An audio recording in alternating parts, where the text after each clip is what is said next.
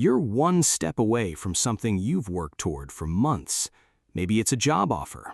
Maybe it's a relationship that's finally going well. Maybe it's a creative project you're about to finish.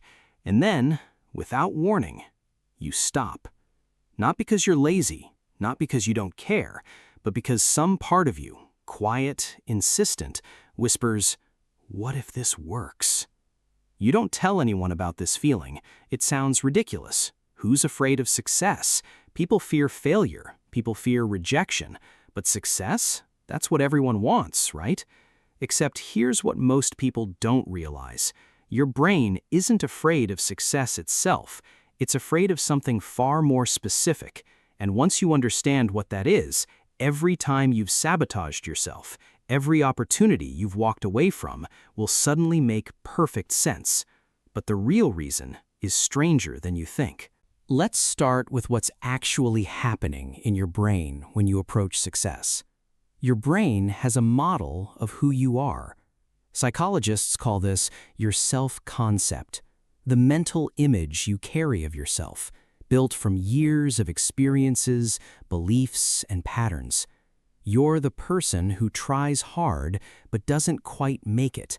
Or you're the person who's good but not great. This self-concept isn't just a belief, it's a prediction system. Your brain uses it to navigate the world, to decide what's safe and what's dangerous. And here's the thing. When you approach success, real, undeniable success, your brain has to confront a problem. If you succeed, you're no longer the person your self-concept says you are. You're someone new, someone unfamiliar. And unfamiliar to your brain equals threat. Think about the last time you were close to a breakthrough. You started second-guessing. Am I really ready for this? What if I can't handle it? That wasn't humility.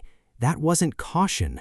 That was your brain running a threat assessment, not on the job itself, but on the version of you that would exist if you took it.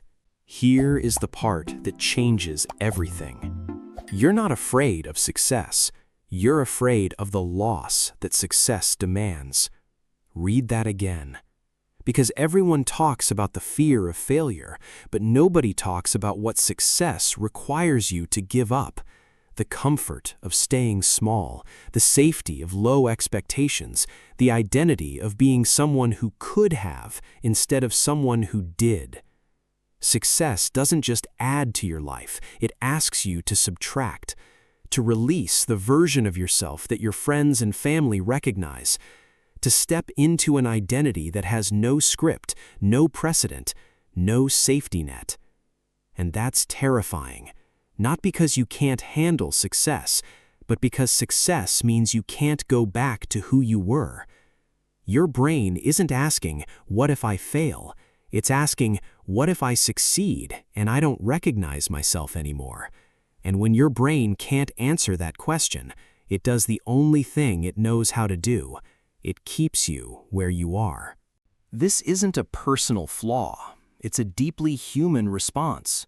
Your brain evolved to prioritize belonging over achievement, to value the known over the unknown.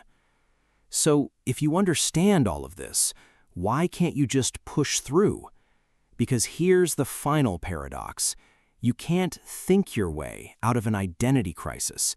Your prefrontal cortex can understand that success is good, but your limbic system doesn't speak the language of logic. It speaks the language of safety. So, what do? You don't fight the fear, you update the identity. You start small. You practice being the person who succeeds in low-stakes situations. You give yourself permission to grow slowly, so your identity has time to catch up to your ambition.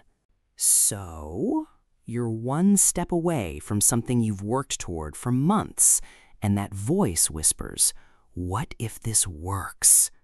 But now you know what it's really asking. And maybe, just maybe, that's not a question to run from. It's an invitation to let go of who you were, to discover that the fear of success isn't a warning, it's a threshold. And on the other side, a version of you that you don't yet know, but one that's been waiting all along. If this changed how you see yourself, share it with someone who needs to hear it. Don't forget to subscribe and turn on the notification bell. Your presence here means a lot to me. See you in the next one. Goodbye.